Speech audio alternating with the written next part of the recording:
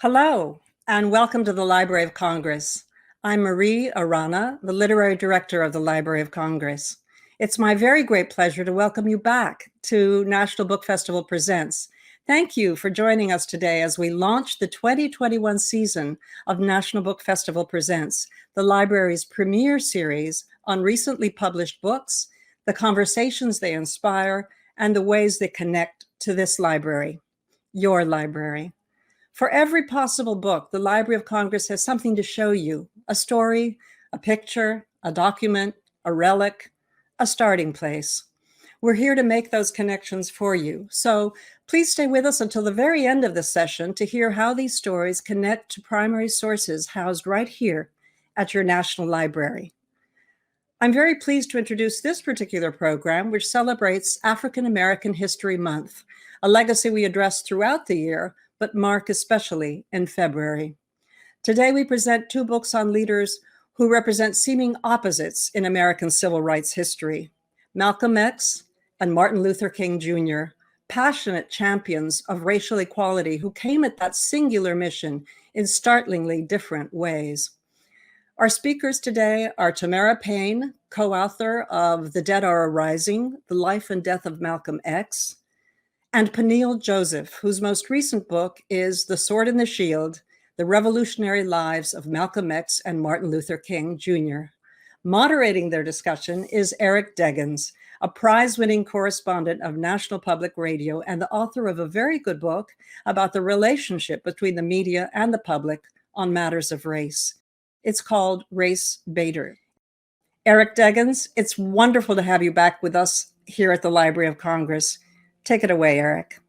Welcome to this very special discussion with two amazing authors. We got Dr. Peniel Joseph, founding director of the Center for the Study of Race and Democracy at the University of Texas at Austin, and author of The Sword and the Shield: The Revolutionary Lives of Malcolm X and Martin Luther King Jr., and Tamara Payne, co-author and head researcher who completed the book started by her late father, legendary journalist Les Payne, The Dead Are Arising: The Life of Malcolm X.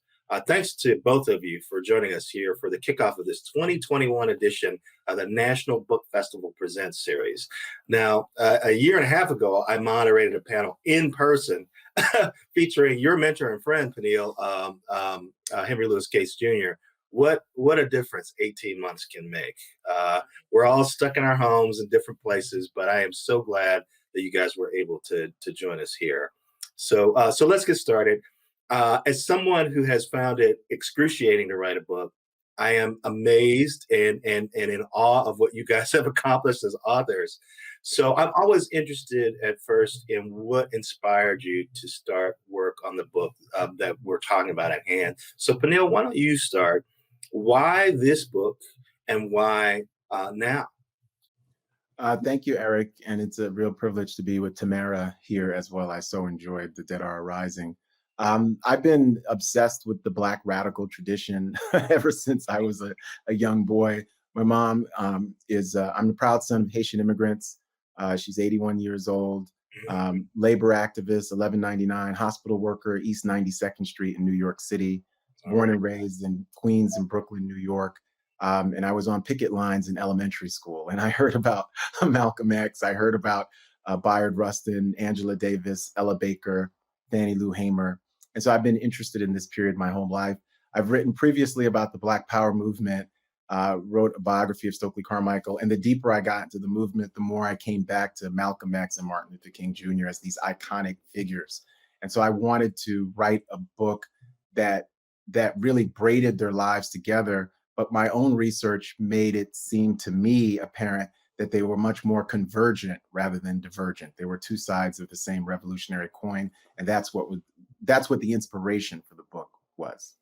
Cool. Now, Tamara, you were in a situation where your father had already written a lot of the book when he passed away in 2018.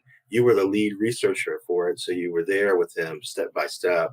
And I've heard that one of your first thoughts after he passed was, it will be published and he won't get to see it happen. And so I was just wondering, what gave you confidence that you could bring this book over the finish line, that it could actually be published? And how tough was it stepping into your father's shoes? it wasn't really stepping into Dad's shoes so much as just continuing the work that we had started together. And, and just kind of quickly about, Dad writing the book. And he's been an admirer of both Martin Luther King and Malcolm X, but Malcolm X in particular, he actually introduced me to Malcolm X by playing his speeches in the house on the weekends growing up for me. My brothers would say that he played more Martin Luther King as they came along, but for me, it was Malcolm X. And so I have a long kind of relationship with Malcolm's speech patterns and his ideology and his concise and exacting critique of America. Dad always saw, and I want to be very clear, Dad's a journalist. He said he's not a scholar, he's not a historian. And so, and for him to even put himself in the book, I actually encouraged him to put himself in the book because he actually saw Malcolm speak, and that had a huge impact on him. So I really pushed for him to do that, but he didn't want to put himself in the book. And he also was like, look, I'm not a scholar, I'm not a historian, I'm not going to analyze Malcolm's, political theory, because that is, let's let his speeches do that and let him do that. We have that. But let's understand who this man is, who was behind those speeches, and how he came to make a lot of those decisions that we've seen him make, and how they've impacted all of us. And what's interesting to me in hearing each of you talk about what inspired you to write your books is that your books are about how these ideas have been transformed and transmitted through generations, how they've been handed down. And you came to these ideas in the same way, handed to you by people who inspired you. So tell me a little bit about the challenge of trying to find something new to say about people who have been so extensively biographied, written about, and considered in the decades since their death. I can just say that the subject wants to say about himself, but a biography is really kind of what others say about you. So what the brothers were saying about Malcolm, but also what Malcolm's contemporaries were saying about him. And just hearing, and we also came at a time in the 90s when people were more open to speak. When Malcolm died in 1965, it was very hot, and people kind of had to go underground because they were being hunted down for different reasons. I mean, it was a bad atmosphere in the Nation of Islam against Malcolm. His family, you have to think about his widow and his children. I mean, they didn't know who to trust, and they were, they had to trust friends, but people that they considered family from the nation were no longer people that they could trust anymore. And so, and to know that there was that atmosphere where people said they were happy that Malcolm was killed. I mean, these people who were surrounding Malcolm at that time, they went underground. And so in the 90s, they're kind of coming back, and they're seeing that we can talk more freely about this. The atmosphere has changed. And thank goodness that we were able to get those stories. Yeah, I would say that in multiple ways, trying to think about Malcolm and Martin and find something new to say about them is both difficult and easy, in the sense that it's difficult in the sense that you have these Pulitzer Prize winning books about them. You have a way in which they've been conceived in a public way. But then it becomes easier when you, one, know the secondary literature deeply and you're into the archive. Because I wanted to show Malcolm and Martin as public figures evolving and coming into being. And so when you show them coming into being, what you see is that there's not a straight through line to where they begin and how they end, right? There's all these contingencies that happen. And in Malcolm and Martin's case, what I was really interested in showing is how they start off as rivals who become adversaries, who really become each other's alter ego in real time, though. So I think one of the things that I do in The Sword and the Shield, and that was surprising to me, was the impact. And Malcolm has these different evolutions. One of the things that The Dead Are Arising shows, I think very, very well, brilliantly, is the impact of the meeting with the Klan and the negotiation with the Klan as this epiphany. Other people have made arguments about the impact of Ronald Stokes in '62. One of the things I think that I do is I make an argument that those are all important, but '63 in Birmingham is a huge, huge moment for Malcolm X. And 63 is his last year in the Nation of Islam, basically full year. 63 is the last time he presides over Savior's Day. He's never going to be at another Savior's Day. 63 is where he really comes to see the power of mobilization that King is doing, but he also comes to see his own power. There are people from SNCC who are meeting him. He's in Washington, D.C., as temporary head of Muslim Mosque number 4. He's meeting up with congressional officials. So 63 becomes a prelude. And remember, he's at the March on Washington. He's at the March on Washington. He's there at the Statler Hilton Hotel. He listens to King's speech. He says King's speech was moving, but he calls it a farce on Washington. But I think 63 is hugely, hugely important. And then for King, I thought what was really interesting and exciting was King's radicalization occurs much earlier than people think. Like King is being radicalized, but I'll argue King is actually being radicalized by Malcolm X. That's the whole thing. And I understand why people haven't wanted to give Malcolm credit for this, because it's like, wow, Dr. Martin Luther King Jr., who we all love, you're saying he was taking Malcolm X seriously, and we think of Malcolm X as sort of this avenging angel, right? And that's why I say Dr. King is the defense attorney, and Malcolm is Black America's prosecuting attorney, but turned statesman. He's prosecuting white America for a series of crimes that go back to racial slavery, right? And it's really Malcolm who's providing these history lessons and history seminars that over time King is going to be doing. He's going to be providing these history lessons and seminars. So I thought what was really new and interesting was the fact that they were coming into being. And then one last anecdote, Malcolm listening to Dr. King December 17th in Harlem at the 369th Armory, when Dr. King has come back from winning the Nobel Prize, and Malcolm is sitting right next to Andy Young. And Andy Young talks about that in his biography as well. That was a nugget that hadn't really been anywhere, where Malcolm is in the audience, 8,500, and he's listening. And he talks about Dr. King's speech a few days later. And this is around the same time that Malcolm is meeting with Fannie Lou Hamer, and he's active and he's engaged. And I also wanted people to see that Malcolm X was an intellectual. He wasn't just, he's more than a political leader. He's more than a religious leader and a faith leader. He's all of that too, but he's an intellectual, and he's really this intellectual genius that we don't want to think of as an intellectual because he was in prison. He's Black. He doesn't have those degrees, but Malcolm could out-argue any PhD then or now, because some of us are just naturally gifted like that. And then he worked on that gift in prison and for the rest of his life. So, Tamara, talk a little bit more about that meeting with the Ku Klux Klan and why that was so pivotal for Malcolm's approach. Well, because, as we opened the book, we talk about how the Klan visited Malcolm's family in Omaha, Nebraska, and Malcolm's in utero. And so there's this negative relationship that obviously the Klan has with the family and the family has with the Klan. And so Malcolm's view, when they get this Malcolm's visiting the Atlanta temple, and he's not the minister of that temple, he's Jeremiah X is, and he's speaking there. And they receive a telegram from the Klan, the local Klan chapter, who basically would say that they would like to meet with the Nation of Islam. And what's interesting, to also understand is like what those actions are, what the position of all these activities that's going on in Atlanta in 1961, where you have Martin Luther King and civil rights leaders who are protesting and wanting desegregation. You have the Klan who are obviously upholding segregation. You have the Nation of Islam who's preaching separatism.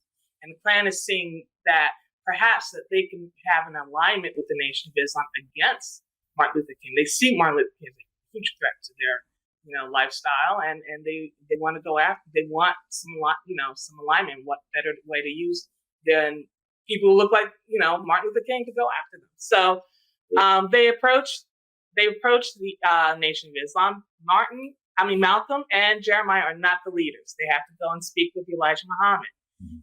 Malcolm obviously had his feelings, and he states even at that point in talking with Jeremiah Schwartz that his belief that the Klan killed his father. Now, also in this book, we go and find out that didn't happen.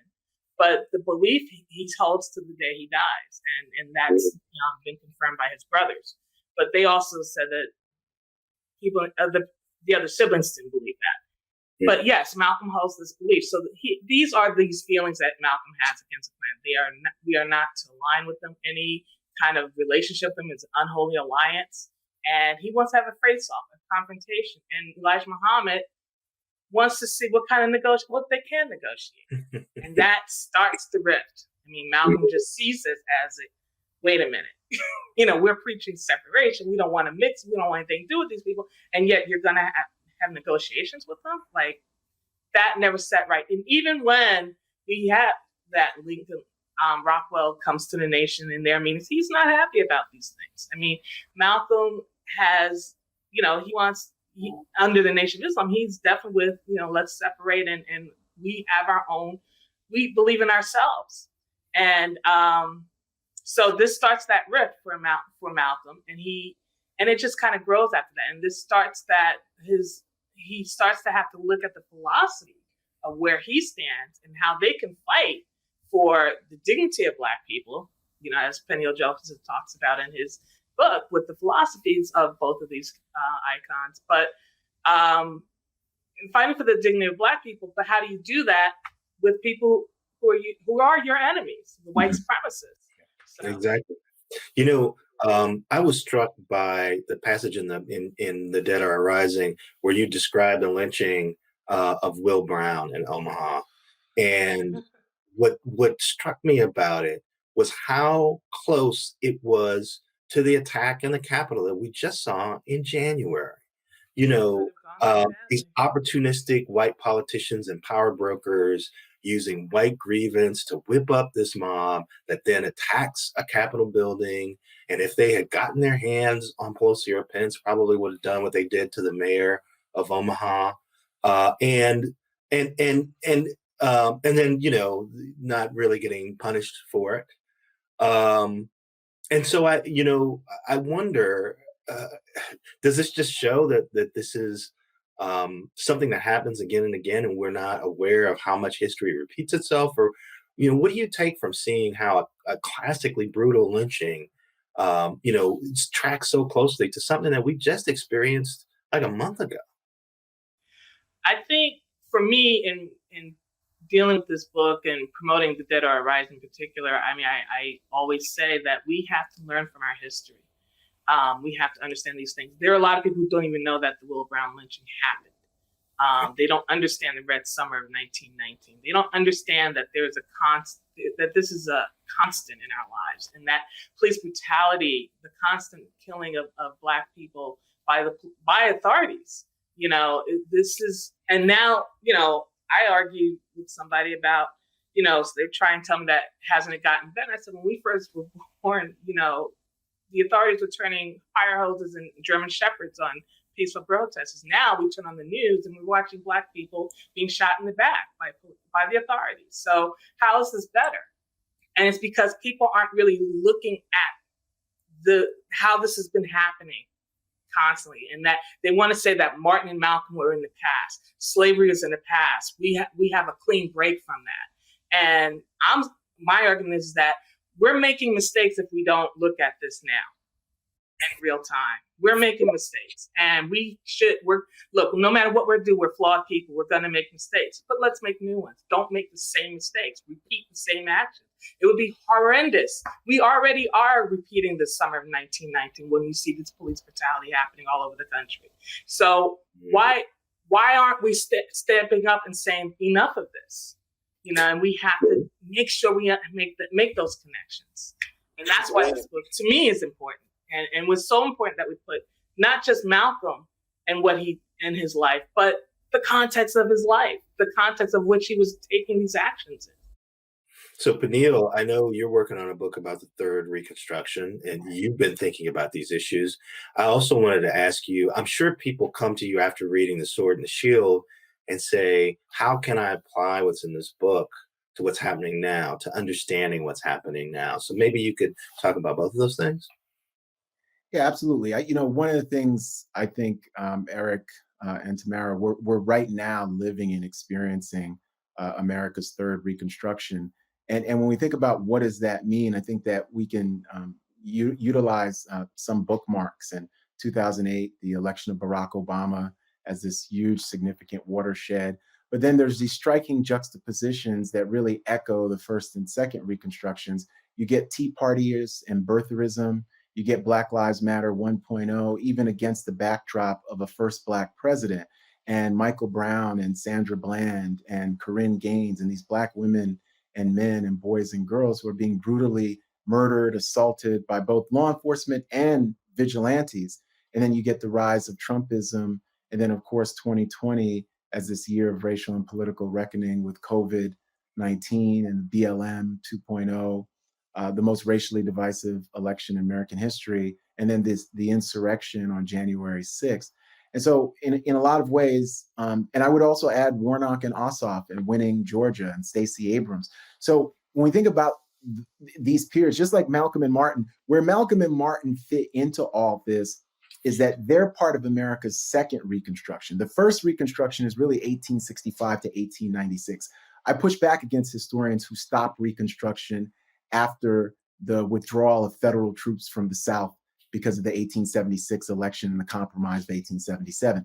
Reconstruction continues really arguably until the Wilmington Massacre, the White Massacre in Wilmington, North Carolina in 1898, that actually murders Black and white elected officials who were duly elected by a white mob who attacks them in Wilmington, North Carolina. And of course, George C. White is the last Black congressperson, a Negro's farewell to Congress in 1901 until the 1970s. So when we think about Reconstruction, we see the 13th, 14th, and 15th Amendments, but we also see not just the end of racial slavery and birthright citizenship and Black men having the right to vote, we see the convict lease system and peonage and racial terror. So even though Bryan Stevenson and Equal Justice Initiative, they're documenting 6,000, 6,500 lynchings, Robert Smalls estimates that over 50,000 Black people were murdered between 1865 and the end of the 20th century, right? And so when we think about Reconstruction, it's an effort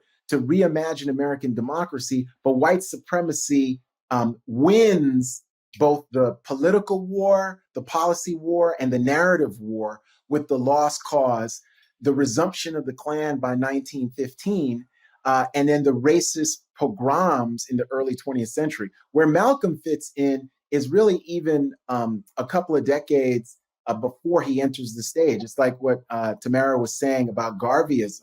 The second Reconstruction really is connected to Marcus Garvey and connected to the Black women and men who are organizing around Garvey, also part of labor unions, also part of social democratic, communist, liberal movements for Black citizenship and dignity in the 1930s and 1940s.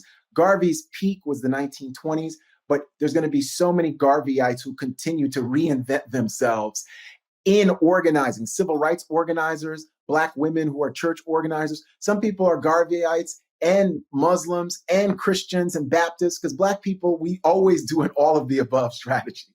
We never try to strategize one way. And that was Malcolm. That was Malcolm's mother and father, never the same way. So the second Reconstruction, though, is this effort to finish and conclude the unfinished business of the first. And that's where the voting rights comes in. That's where civil rights comes in. That's where this idea of reimagining American democracy to get full citizenship and dignity come in. That is a 3-decade struggle that really starts in the 1930s and continues really into the late 1960s and the 70s. This third Reconstruction, though, is very interesting because I would agree with Tamara saying that we're not necessarily making the same mistakes. Because I think what BLM has done by centering Black women, by centering queer folks, by centering the poor among us, radical Black feminist women, including people like Louise Norton Little. These are Malcolm is standing on the shoulders of women and men, right? And so you've got to put the women who are always part of the first and second Reconstruction, but because of patriarchy were marginalized, now they're front and center. So this is really interesting, this idea of intersectional justice, right? That we're taking from Black women who were talking about this in the 19th century, Mariah Stewart, Ida B. Wells, Frances Harper, Nannie Helen Burroughs, right? All these women, Anna Julia Cooper, but women at times who were semi-literate too. The women who are the grassroots workers, right? The bridge builders, right? We're bringing that up to date for the first time. So now you've got Sherilyn Ifill, right? You've got Tamika Mallory. You've got Alicia Garza, Opal Tometi, Brittany Packnett. You've got all these women, Stacey Abrams, right? You've got a Black woman vice president. So it's been very interesting where we're at as a society, because I would say that we've actually learned from the lessons. Malcolm and Martin talked about intersectional issues, and now we're talking about intersectional identity and intersectional issues through this third Reconstruction. So it's a really optimistic perspective and vision. And like I said, we're in it. This is going to be decades. Sometimes people say, well, when is it going to end? Well, we hope it doesn't end because we're in it and we want to achieve justice for the first time, finally. Hey, and thank you so much for that, because I'm teaching a course at Duke, and we were just getting ready to talk about Reconstruction. So you gave me a lot to pass on. And I wanted to ask, I'm sure people have asked both of you what Malcolm or what Martin would think of today's circumstances. But I'm also interested in what you might think they would be doing if they were still alive, if they hadn't been cut down when they were. What do you think they'd be focused on? What do you think they would find the most pressing problems that face us right now? Tamara, you want to take that one? If we're going to look at right now, I think Malcolm would be out in front dealing with the pandemic in our communities and how the job situations have affected our communities. And then also looking at how we're not in control of the economics of our communities. Malcolm would definitely be, organizing, strategizing people on those issues. And as Peniel was talking about, bringing in the intersectionality of gender as well as women, but Malcolm always worked with women. If you think about when he was traveling in Africa, he convinced Maya Angelou to come back. Yeah. He had met with Shirley Graham Du Bois. When I think of, some of the interesting people that we even interviewed, Vicky Garvin, who also went from Ghana, went on to work in China. So she's kind of a heroine of mine because I spent time in China. So, it's, Malcolm always worked with, women. He wasn't afraid of that, especially at the end of his life. And he also was talking about in the Islamic world, he would be critical, and he was critical at the end of his life, in saying that you have to educate your women, and the country is only as advanced as their women. So, and he would be organizing that. But right now, today, I think he'd definitely be looking at, how do we deal with the health issues right now affecting our communities at the highest rate that they are, and rectifying this job situation, and even helping creating, situations where Black people can really thrive in job situations, not just as the first line labor workers, as serving in service industries and restaurants and stores and stuff like that. So, Peniel, it was interesting to me that in your book, especially, you pointed out how Martin Luther King Jr. had problems working with some women, and pointed out the very sort of traditional views that both Malcolm and Martin had about what women should be doing and how they could be effective. Yeah, I think they, especially Malcolm, evolved on that view. In his last interview, he's talking about the African countries he's visited and how African women who were on the front lines were partners in the revolution. So I think he's ready to remove himself from that patriarchal paradigm. He doesn't do so completely, but you can see the evolution. You could see that he's evolving towards that.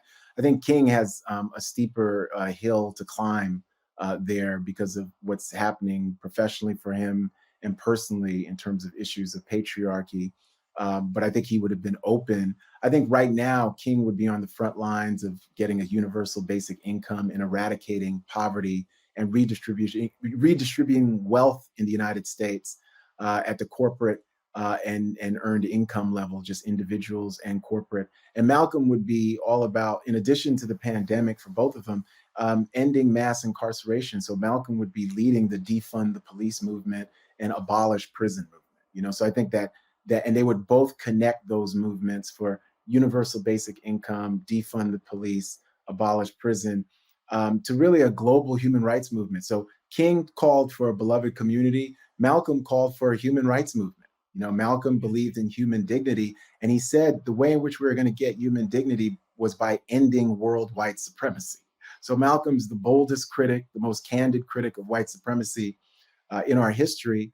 And then King takes up that mantle the last several years of his life and becomes this really hated figure among white people, because the surest way to have white people hate you is to criticize white supremacy and to talk about how they are culpable and to indict them like Malcolm did. But then King starts doing this too, you know, in the politics and practices of white supremacy. That's the surest way to have white people hate you.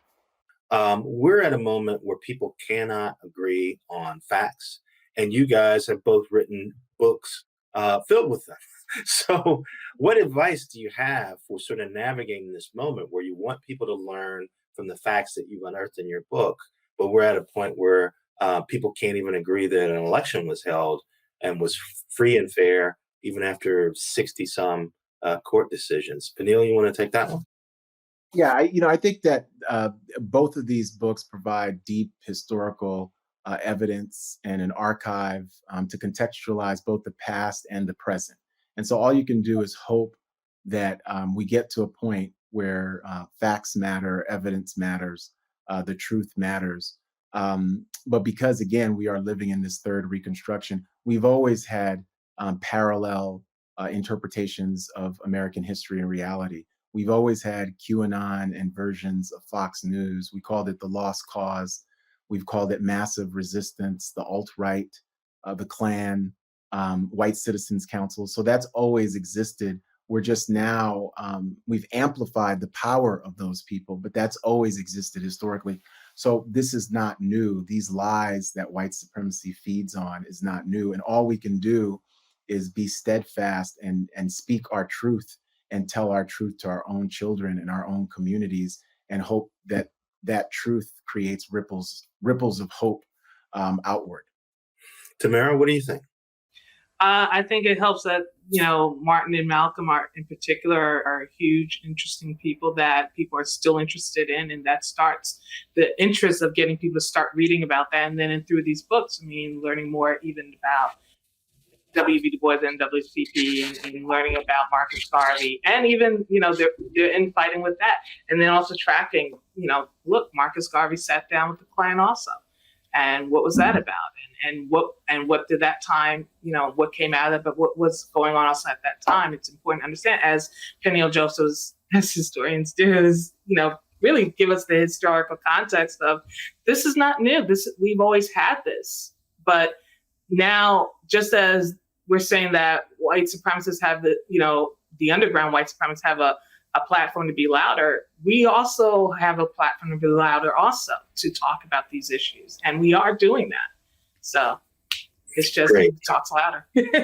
Well, many thanks to both of you. Peniel Joseph, author of The Sword and the Shield, The Revolutionary Lives of Malcolm X and Martin Luther King Jr., and Tamara Payne, co-author and head researcher for the National Book Award winning The Dead Are Rising, The Life of Malcolm X. I could talk to you guys all day. I wish we had time, but we're going to have to leave it there.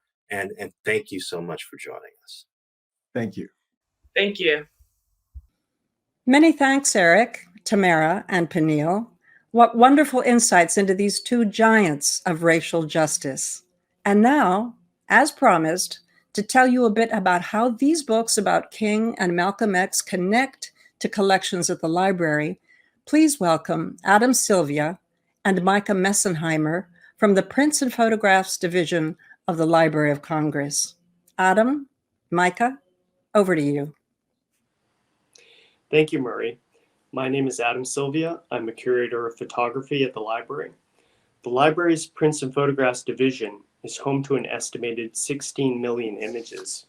These include photographs, graphic artworks, posters, cartoons, and architectural and engineering designs.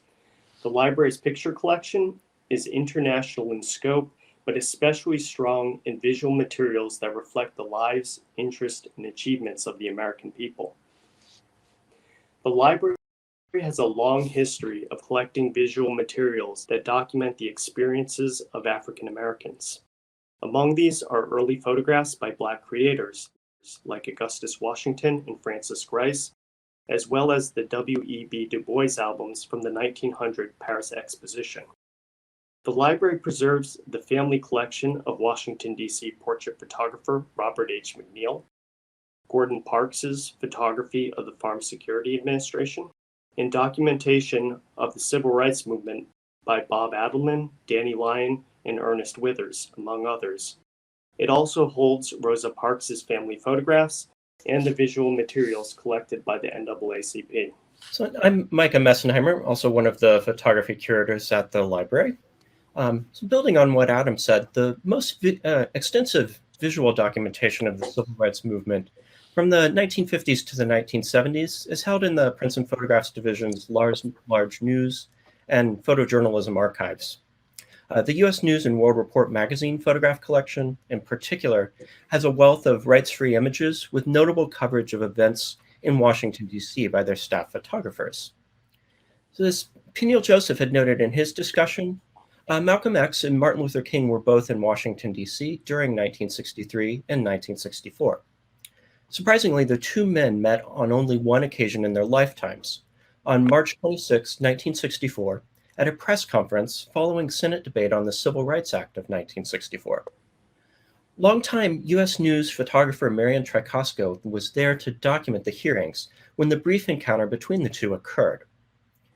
We see King speaking at the podium and Malcolm X seated in the back of the room, serious in one image and laughing in the other, perhaps reflective of his recent change of heart on political involvement or his disdain for tactics that he found ineffective.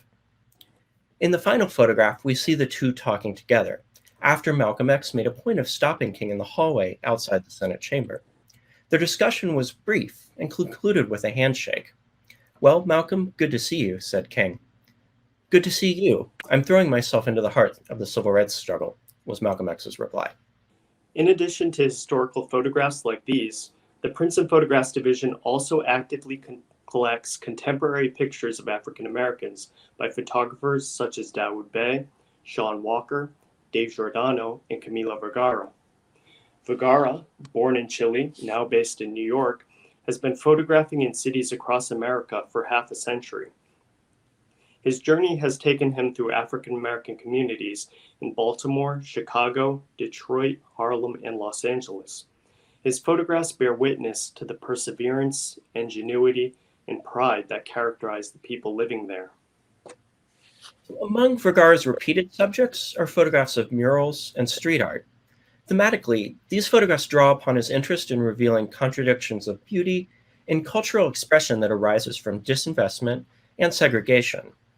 The murals that he depicts frequently memorialize pivotal figures in African American history: Malcolm X, Martin Luther King, Marcus Garvey, Frederick Douglass, Rosa Parks, and others, in a manner that both celebrates and reinvigorates discussions that were started by those who are depicted, connecting movements for civil rights and racial justice from the 1960s and earlier to those occurring today. Since last year, Vergara has been in New York photographing the COVID-19 pandemic and the intersecting Black Lives Matter movement. His photos capture the hardship and frustration in the African American community. They show the struggle for racial justice in America, much like that of Martin Luther King Jr. and Malcolm X in their time. Thank you for joining us, and please look for more presentations from National Book Festival Presents. You can find us at loc.gov/programs.